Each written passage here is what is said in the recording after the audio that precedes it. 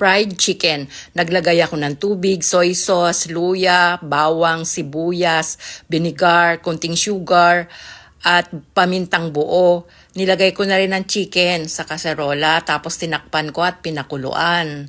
After 20 minutes, pinaliguan ko nung sabaw. Tapos, hinango ko sa strainer para maalis yung tubig niya. Then, prinito ko sa mainit na mantika. After 10 minutes, binaliktad ko.